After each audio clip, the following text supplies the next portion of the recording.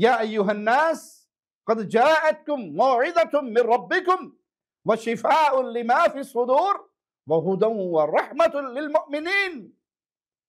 اے لوگو، بے شک تمہارے پاس تمہارے رب کی طرف سے عظیم نصیحت اور اس کے لیے سراسر شفا جو سینوں میں ہے، اور ایمان والوں کے لیے سراسر ہدایت اور رحمت آئی۔ یہ قرآن ہدایت ہے، یہ قرآن رحمت ہے، یہ قرآن شفا ہے۔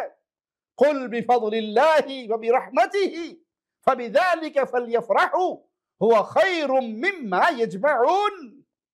کہہ دے یہ اللہ کے فضل اور اس کی رحمت ہی سے ہے، سو اسی کے ساتھ پھر لازم ہے کہ وہ خوش ہو، یہ اس سے بہتر ہے جو وہ جمع کرتے ہیں۔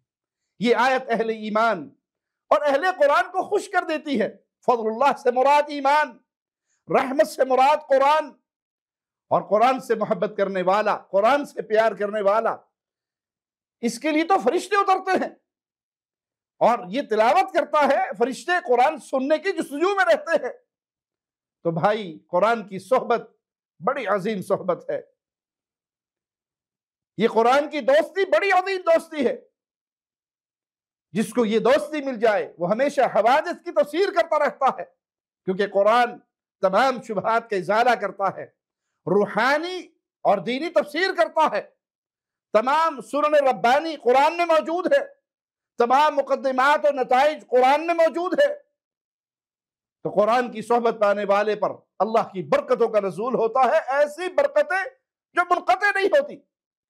آپ صرف سورۃ بقرہ کے بارے میں رسول اللہ صلی اللہ علیہ وسلم کا فرمان دیکھ لیجئے، اللہ کے نبی نے سورۃ بقرہ کا پڑھنا باعث برکت اور اسے چھوڑ دینا باعث حسرت قرار دیا۔ سورۃ بقرہ کو پڑھا کرو، فَإِنَّ أَخْذَهَا بَرَكَةٌ، اس کا پڑھنا باعث برکت ہے اور اس کا ترک کرنا حسرت ہے۔ تو یہ صرف ایک سورت کے بارے میں، تو پورے قرآن کے بارے میں برکتوں کا کیا عالم ہوگا۔ صاحب قرآن، قرآن کی صحبت میں رہنے والا اہل اللہ میں سے ہے۔